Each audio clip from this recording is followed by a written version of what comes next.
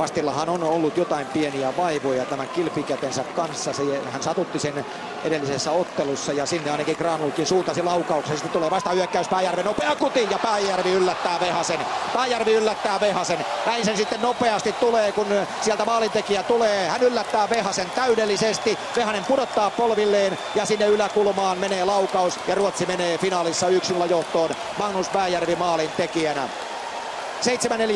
7.40, se tuli kuin salama kirkkaalta taivaalta.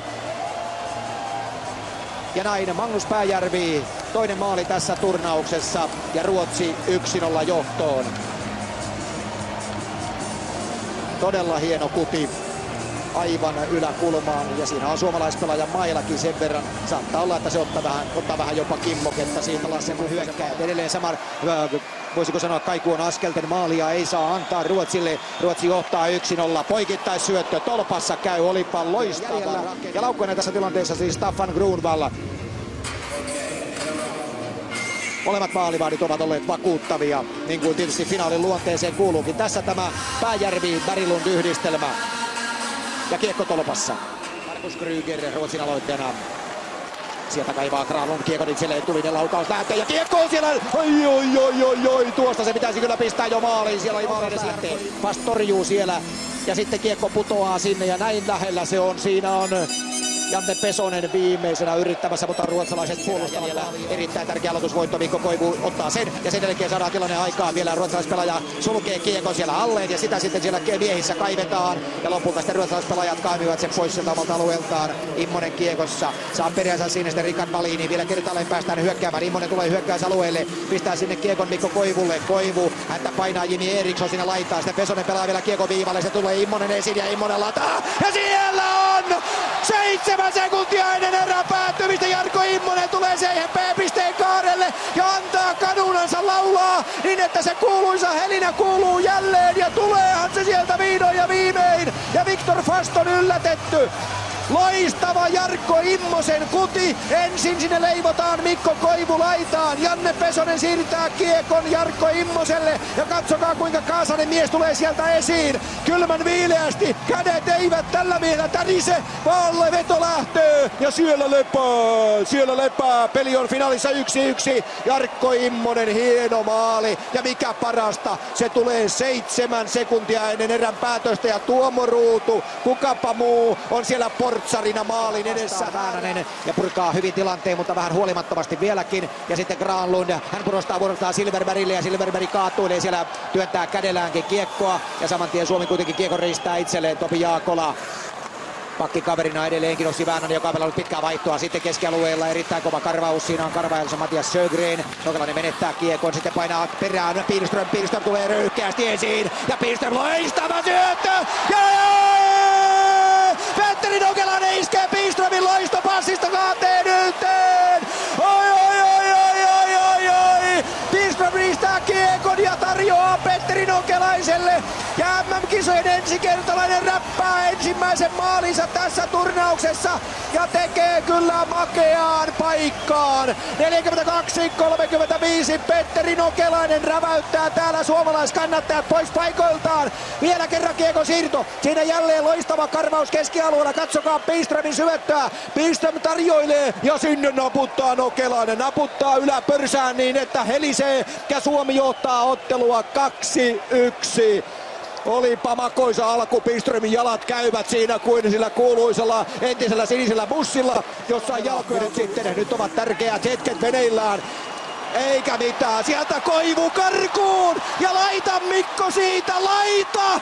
Ei mennyt, vaan Fast pelastaa, siinä se 3-1 olisi ollut, siinä se 3-1 olisi ollut, mutta ei onnistunut Mikko tekemään, vaikka yrittää samaa harhautusta kuin rankkareissakin. Mikko Koivu, joukkueen kapteeni, Mikko oli sillä kuuluisella karkumatkalla. Se karkumatka pysähtyy kuitenkin ohilaukauksesta Daniel Fähnholm ja sitten Juha-Matti Aaltonen riistää kiekon sieltä väellä ja voimalla ja Suomi panee painetta sinne ja sitten on kiekko maalissa! Kiekko maalissa! Kiekko maalissa 3. kerran peräkkäin ja Ruotsin puolustajille lyödään hirveää painetta tällä hetkellä.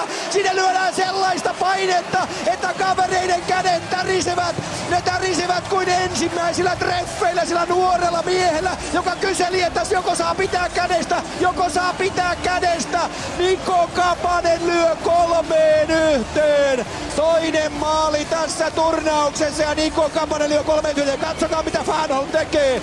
Voi äiti sentään, kaveri tulee päälle, sitten tulee Komarov, sitten tulee Aaltonen ja sitten tulee PAM ja sitten tulee 3-1 Suomelle. Suomi ottaa 3-1. Oi. Ottaako Per Borjo aika lisää? Eriksson Tedeby vaihtaa toiselle puolelle, koska oma hyvä laukauksen pomppukiekko, jonka jälkeen kiekko riistetään. Granlund tulee punaviivan yli ja pelaa niin kuin pitääkin. Pelaa Pesoselle, Pesonen painaa sinne ja Pesonen lyö loppuniitin. Janne Pesonen iskee Suomelle maailmanmestaruuden. Nyt se on selvä asia. Janne Pesonen iskee Suomelle maailmanmestaruuden. 3-19 ottelun 3 erää jäljellä. Mikään ei tule enää eteen. Kukaan ei tule enää eteen. Janne Pesonen iskee 4-1. 56-41.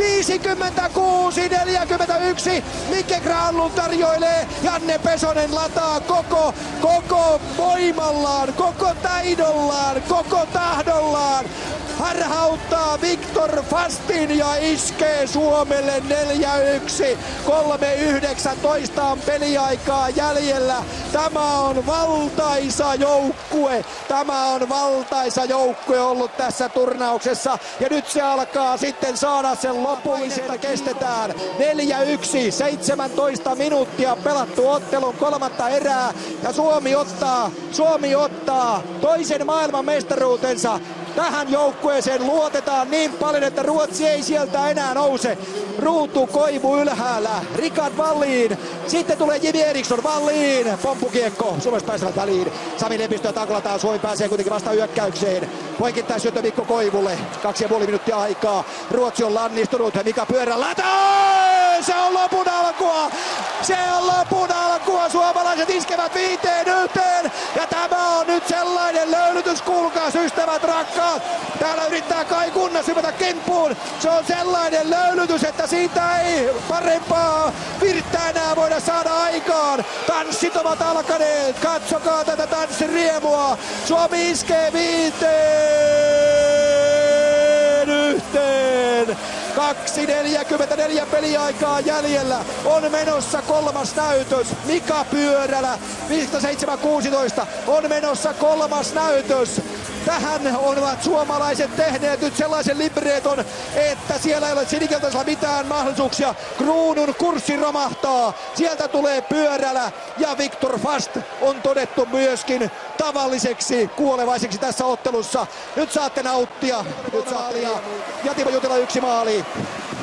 Ja sitten Sjögren laukoo, saman tien Lajunen. Sieltä tulee sitten seuraavaa tilannetta. Lajunen painaa perään. Vajaa minuutti peliaikaa jäljellä. Pihlström! Tämä on valtaisaa ryöpytystä! Tämä on ryöpytystä!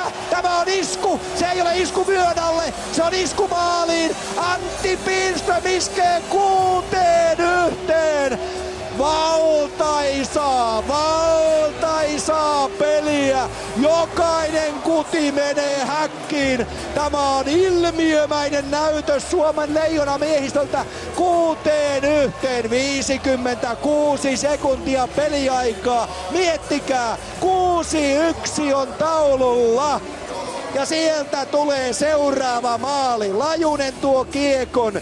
Pelaa sinne ja sieltä Pihlström napauttaa kuin konsanana 2008 kisoissa, jolloin Ruotsia vastaan iskettiin oikein toden teolla. Ja sitten alkaa tuuletus myöskin vaihtoehtoja mestaruuden. Sieltä tulee vielä kerran Ossi Väänänen. Sekunnit kuluvat ja hyvät suomalaiset, leijona miehistön toinen maailmanmestaruus. Se tulee tässä loistavan, uskomattoman määrätietoisen esityksen jälkeen. Ja numerot näette taululla, ne ovat 6-1. Ei jätä selittelyille sijaa. 2-1 Petri Nokelainen, 3-1 Niko Kapanen, 4-1 Janne Pesonen, 5-1 Mika Pyörälä ja 6-1 Antti Pihlström. Vihdoin ja viimein se on totta.